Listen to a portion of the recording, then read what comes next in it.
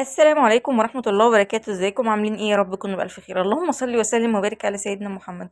ان شاء الله النهارده هنعمل أكلة بسيطة جدا تنفع للزنقات. آخر الشهر انتي مستعجلها، انتي بتشتغلي اي حاجة. بتتعمل في 10 دقايق بالظبط، يعني 10 دقايق بصراحة. انتي بتحضريها وتسيبيها كده ايه على البوتاجاز مع نفسها. تاخد راحتها في السوا وما بتاخدش وقت كمان. ما بتستعمليش فيها لحوم خالص، مفيش أي نوع لحوم خالص بصراحة. بتنفع في الغدا وبتنفع في العشاء وبتنفع في الفطار، بتنفع في كل أحوالها، وبصراحة جميل طعمها تحفة.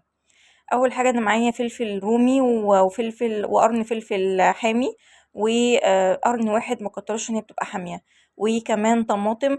الوصفة دي مش بمقادير، يعني حط المقادير اللي تريحك يعني على قد عدد أفراد أسرتك. تمام. هبتدي كده ان انا اجيب بقى الطاسة على البوتاجاز كده، او اي حاجة معايا، حلة اي حاجة، احط فيها شوية زيت صغيرين، او يعني زي ما انا حطيت كده. وبعد كده هحط فيها التومة، يعني اول ما يسخن كده احط التومة مجرد بس ما تنزل تاخد لون بسيط. وبعد كده هبتدي ان انا احط عليها الفلفل. والفلفل زي ما قلت لكم عشان الاطفال، لو في اطفال هتاكل حطي قرن واحد حامي. لو انت هتاكلي، لو مش لو اطفال اللي هتاكل ممكن تحطي الفلفل البارد عادي، وتحطي سنة شطة بس ايه تطعمها كده، الشطة الحمراء اللي هي بتاعتنا العادية، لان الفلفل الاخضر الحامي بيكون حامي جدا يعني. معذرة. هبتدي بقى كده ان هي يعني الفلفل مجرد ما بنزله كده واديله تشويحة بسيطة، اروح منزلة بمكعبات الطماطم اللي انا قطعتها بقشرها عادي. يعني انا شلت القمع كده بتاع الطماطمايه، وبعد كده قطعتها عادي مكعبات.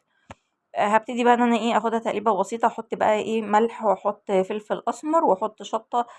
وطبعا زي ما قلت لك على حسب ما انت لو بتحبي الحاجه مشطشطه هتحطي كميه شطه حلوه، وتحطي قرنين مثلا فلفل رومي، فلفل حامي. طبعا انا يعني ماليش في الشطه قوي، فانا عشان بس اديها طعيمه برضو فحطيت قرن واحد. هبتدي بقى ان انا احط الملح، واحط فلفل اسمر، واحط كمان شطه كده، سنه شطه بسيطه. بس دي كده كل الأكلة دي اسمها إيه؟ أنا باقول عليها شطشطة. تمام. في ناس بتقول عليها شطيطة.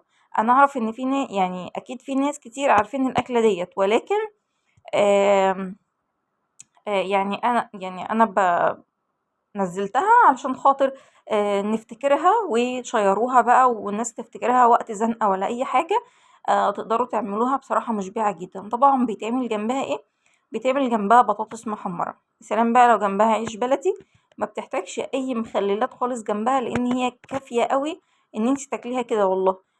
لو حبيتِ ممكن تعملي بتنجان جنبها، اللي هو المخلل ده.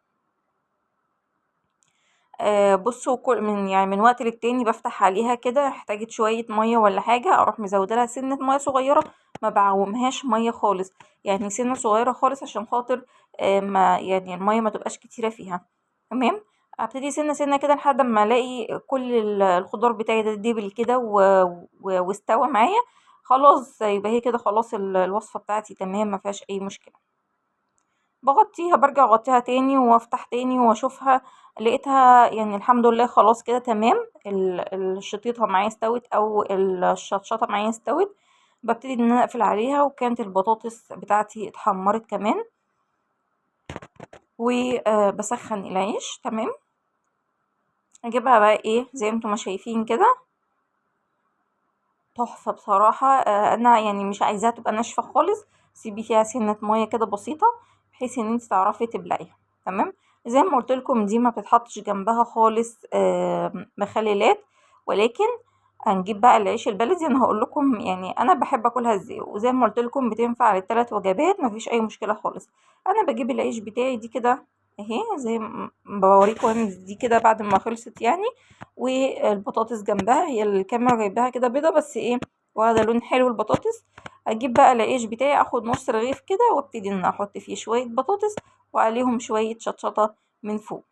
طبعا لو عجبك الفيديو لحد هنا ما تنسينيش في اللايك، واشتركي في القناة، وفعلي زر الجرس عشان يوصلك مني كل جديد.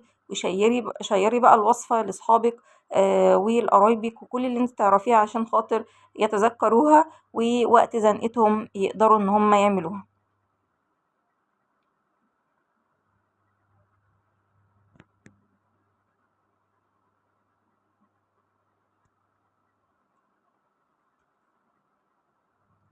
ده كده كان الساندوتش بتاعي، والسلام عليكم ورحمة الله وبركاته.